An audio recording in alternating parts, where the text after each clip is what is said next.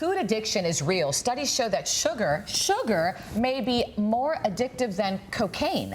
But not everyone is affected equally. There's a susceptibility scale for food addiction. And here to tell us more and share her personal journey is founder and CEO of Bright Line Eating, Dr. Susan Pierce Thompson. Welcome to the show. Thanks, Olga. Thanks, Montel. Thanks for being here, Doc. Yeah, good to be here with you.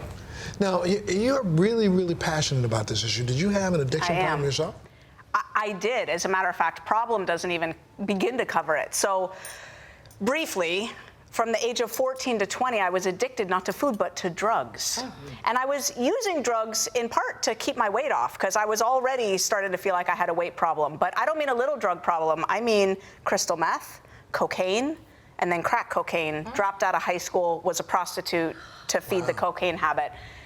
And then I got clean and sober at the age of 20, and that was the biggest miracle of my life. Yeah, so grateful for that. But then what happened is my addiction hopscotched from drugs right over to food. I ballooned up, and by the age of 26, I was clinically obese, believe it or not.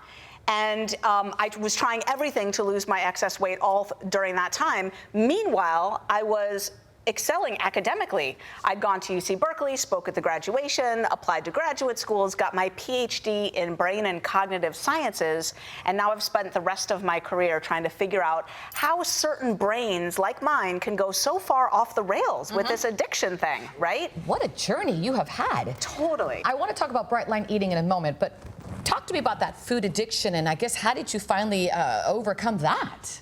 Well, it really involved adopting a more structured approach. And that's the essence of Bright Line Eating. I learned that certain brains really rewire to addiction, meaning what happens is these foods out there, they're not even really foods, right? They're industrial products made out of manufactured plants where they're pouring industrial ingredients into little bags, right? And those foods rewire the brain. They release too much dopamine in the brain, and suddenly we find that a few hours go by and we need some more of those kinds of foods just to feel normal. We're not getting a hit off it anymore. That makes sense. Just to feel back to baseline.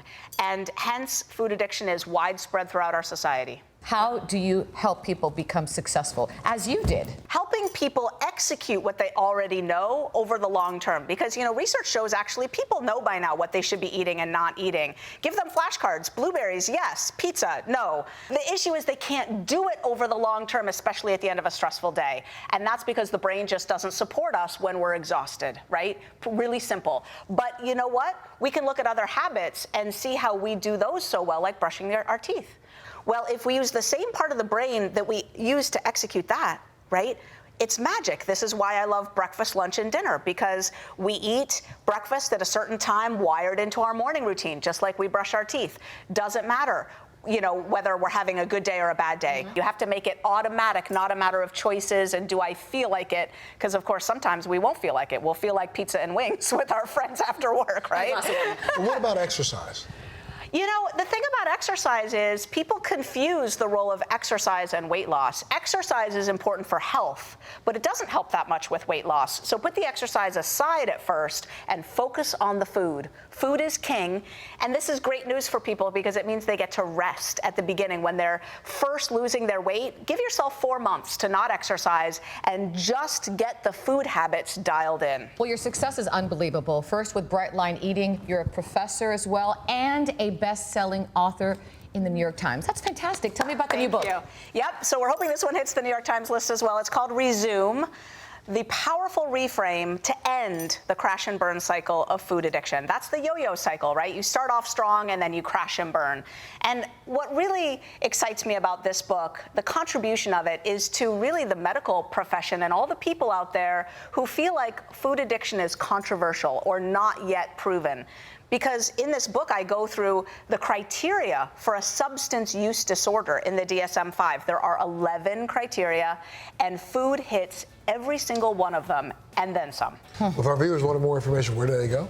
Very simple, brightlineeating.com. And I love this sentence here. Food addiction is very real, and it's the hardest addiction to beat. It was harder for me than crack cocaine. Congratulations on everything you've done. Thank you so much. And of course, if you want more information, you can go to our website, thebalancing.act.com.